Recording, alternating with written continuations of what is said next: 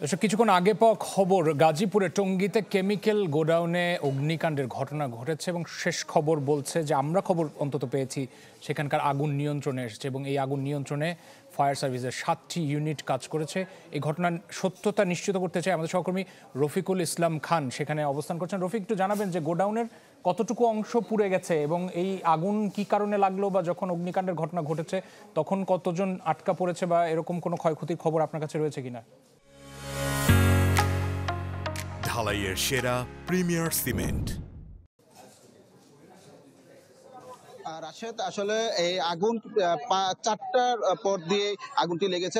আগুন লাগার পরই কিন্তু টঙ্গী থেকে ফায়ার সার্ভিসের 3টি ইউনিট একে একে এসে আগুন নিয়ন্ত্রণে আনার কাজ চলে যায়। তবে কেমিক্যাল কারখানার আগুন হওয়ায় পার্শ্ববর্তী উত্তরা থেকে কিন্তু আরো 4টি ইউনিট সহ 7টি ইউনিট এখানে আগুন নিয়ন্ত্রণে আনার কাজ চলে যায়। এখন কিন্তু আগুন পুরোপুরি নিয়ন্ত্রণে এসেছে।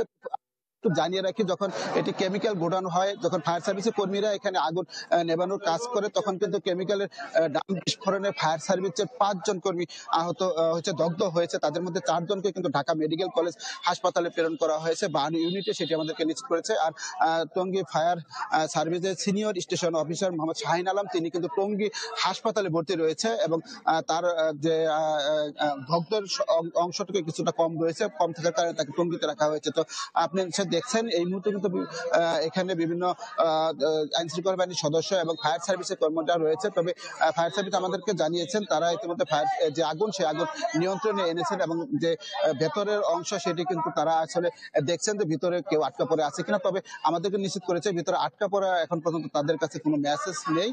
তো তারা আসলে আরো বিষয়টি, তবে ফায়ার সার্ভিসের সাথে কথা বলতে পারলে আরো কিন্তু বিস্তারিত তারা আমাদেরকে জানাবে তাদের আর কেউ আহত হয়েছে না। তবে আমরা যতটুকু জানতে পেরেছি ইতিমধ্যে তাদের 5 জন যে আহত হয়েছে তাদের মধ্যে 4 জনকে ঢাকা 52 ইউনিটে পাঠানো হয়েছে এবং বাকি 1 জন টঙ্গীতে ভর্তি রয়েছে। এবং ইতিমধ্যে যেহেতু আগুন নিয়ন্ত্রণে এসেছে, হয়তো কিছুদিনের ভিতরে আনুষ্ঠানিকভাবে ফায়ার সার্ভিসের পক্ষ থেকে একটি ব্রিফিং এর মাধ্যমে সেটি নিশ্চিত করবে। ফায়ার সার্ভিস তাদের ব্রিফিং এর মাধ্যমে এই অগ্নিকাণ্ডের বিস্তারিত তুলে ধরবেন, সেটি আমরা হয়তো দর্শকদের সেটি জানিয়ে দেওয়া পারবো। তবে এখন পর্যন্ত আমরা যেটি দেখছি আগুন পুরোপুরি নিয়ন্ত্রণে রয়েছে। তাছাড়া যে কেমিক্যালের ফ্যাক্টরিটি রয়েছে, সেই ফ্যাক্টরির সামনে কিন্তু ছড়িয়ে ছিটে কেমিক্যাল এবং যে অগ্নি নির্বাপকের কিছু সামগ্রী সেগুলো কিন্তু পড়ে রয়েছে, সেটি আমরা দেখতে পাচ্ছি।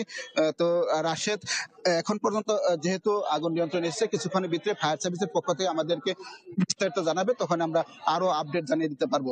এই ছিল এখান থেকে সর্বশেষ খবর। রাশেদ, রফিক, অনেক ধন্যবাদ যুক্ত হওয়ার জন্য। রফিকুল ইসলাম খান আমাদের সাথে যুক্ত হয়েছিলেন গাজীপুরের টঙ্গীতে কেমিক্যাল গোডাউনে অগ্নিকাণ্ডের সর্বশেষ জানাচ্ছিলেন তিনি।